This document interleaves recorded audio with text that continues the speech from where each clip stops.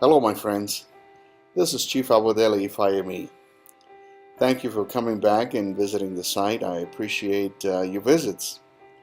So, staying true to this new format of communication, I thought I'd get back to you and discuss one topic that from time to time comes to mind, and that is the whole concept of itefa, initiating into ifa.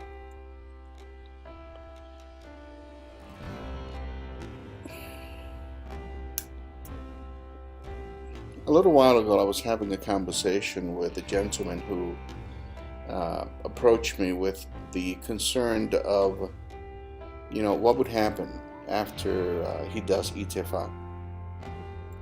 He was under the impression that as soon as he finished doing itefa, that he was going to be able to, immediately cast Odu, interpret Odu, perform rituals like Eboriru and heal the sick and correct problems and eliminate witchcrafts.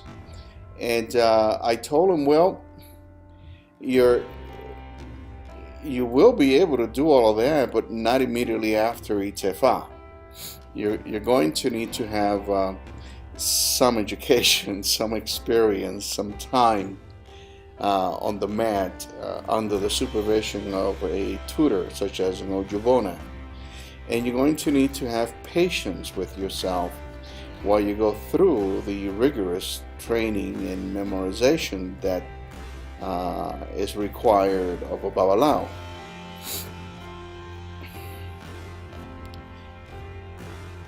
And then I wanted to share with him that in order for you to do well for your clients, you must have first corrected any and all issues playing havoc on your own life. When you do itefa, the ceremony itself is going to, for the most part, wipe away all of your baggage. But as you move forward from the last day of your ceremony on through the rest of your life, you have to make sure that you are building within you a storehouse of abundance. Now, what kind of abundance am I talking about? I'm not talking about having, a Fort Knox in your house. No, I'm referring to if someone comes to you because they lack harmony in your life, in their life. Well, you better make sure you have plenty of that in yours. You see, you cannot give something you don't have. You cannot source something that you do not have. You can, well, let me clarify that a little bit, because amongst you there might be some critical thinkers that might take some exception to what I just said, because I can source from someone else something I don't have. But in Ifa, you have to be the source. If you come to me looking for peace in your life, I cannot go to one of my Ojubonas or other members of my Ifa family who has plenty of peace and harmony in their life and have them give that to you. I might as well send you directly to them so that they can share that with you through the work that they do for you. So you have to make certain that you have spent a significant period of time working on yourself, identifying those aspects of your life that has created problems in the past. Try to identify what it is that you need to do so that those same issues, those same challenges do not show up again in your life. As you chip away at the old self, the new self starts evolving. It's like a sculpture. It takes a trunk of wood, Only his inside mind sees the potential, sees what's inside, and starts chipping away, discarding the rough, discarding what's not needed, what's of no use. That's what you do with your life. You chip away at your old self, the self that was not abundant, the self that lacked peace, harmony, self-love, self-respect. As you chipped away at the old self, a new one emerges. The wonderful, wondrous thing about this process is that you don't immediately notice those changes that you're making, but people around you definitely notice. And through your example, they will want to have some of what you're having. And this is how through one person, an entire community can change and start prospering. So itefa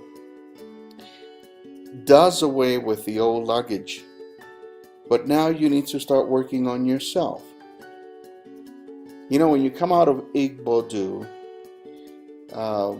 there is this chanting that is going on from a particular Odu called Iwori Meji. And they're saying, you know, now that we have initiated you, you must initiate yourself. Well, what does this mean? Well, it's kind of like the saying in English. They say that you can take the horse to the water, right? But you cannot force the horse to drink the water.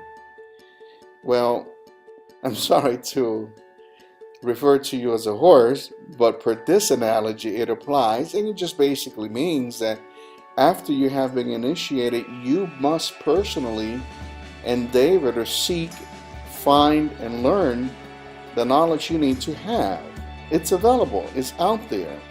Your Ojubonas are just waiting for you to come and say, teach me.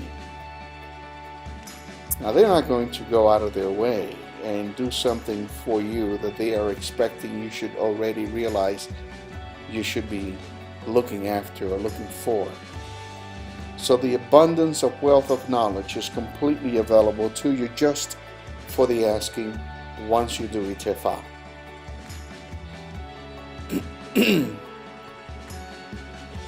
When I teach my students, I like to start teaching them the metaphysical aspect of the Odus. And the reason I do this is that each Odu has a particular lesson. And believe me, my friend, we all can benefit from the lessons that the Odus have to offer.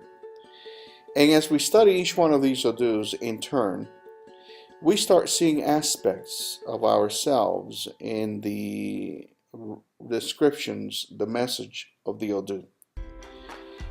And since the Odu gives us advice as to how to overcome certain issues depending on the subject matter that the Odu is discussing, as one of those subject matters comes home, touches a nerve, if you will, and you apply the lessons, you apply the recommendations, you start seeing changes in your life, bit by bit. We say we eat the head of a rat.